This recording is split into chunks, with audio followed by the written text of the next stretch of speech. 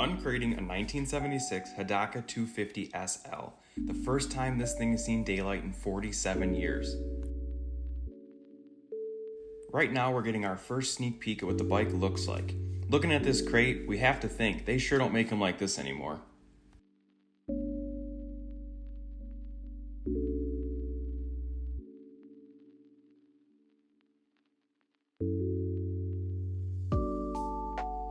Alright, let's start breaking this crate down and getting this thing out of the packaging. We cannot wait to see what it looks like after 47 years.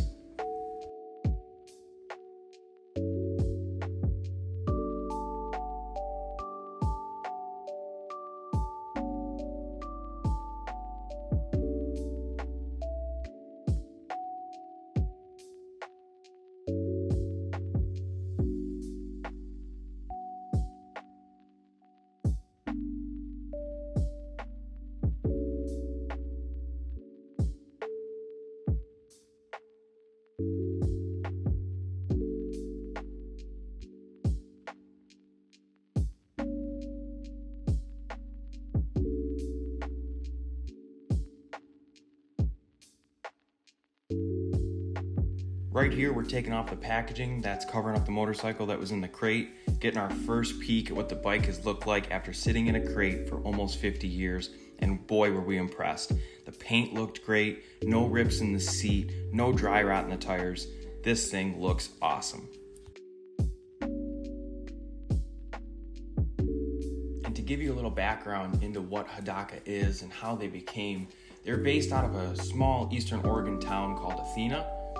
The company, with its Japanese-sounding name, was actually owned by the Pacific Basin Trading Company, which was formed to trade Oregon farm products overseas.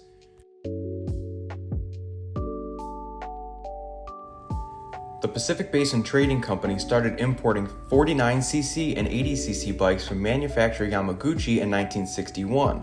However, when Yamaguchi went under in 1963, it struck a deal with engine builder Hodaka to import a bike to the US under that name.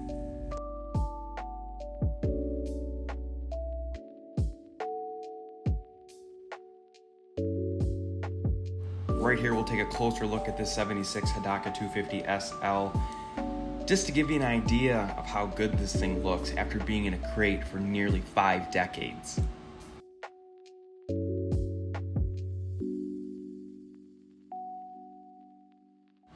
Here you'll see the speedometer packaged in the OEM box, some lights, some turn signals. Here's the other side of the bike again. Looks really, really, really good. Here we are taking the Hodaka out of its crate. It's the first time these tires have seen anything but this crate, and we were excited to get it out.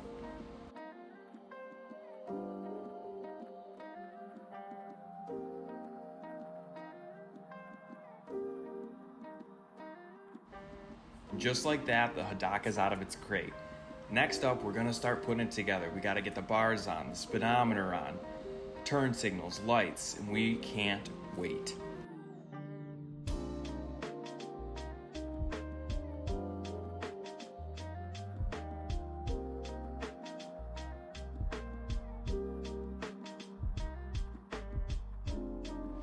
Here's a few photos of the Hodaka out of the crate. Mildly set up. You can see we still have a lot of accessories and a lot of parts to put on, but we wanted to give you guys a look into just how they were in the crates back in the 70s. Here's the original owner's manual packaged with it, your original Hodaka toolkit, and at the bottom, which is rare to find, we even found the keys for the bike. Here we are starting to button a few things up. We're getting the throttle cable on. We're getting the handlebars somewhat where they need to be, just to get a better idea of where everything else needs to be affixed to this bike. Here we are getting the turn signals on the front and the rear, getting it all wired up. Everything ran to a central location up in the headlight housing. So that was a challenge, trying to figure out where all the wiring went. We got it figured out and everything looks great.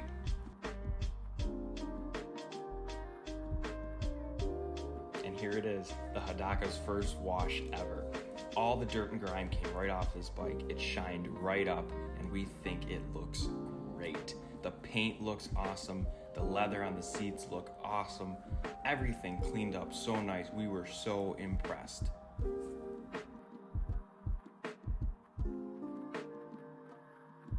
And here it is, the 1976 Hodaka 250 SL, out of its crate after almost 50 years, fully washed, fully assembled, and it turned out awesome. We have one happy customer that added a great bike to his already awesome collection. We hope you enjoyed the video. Let us know what you liked. Take care.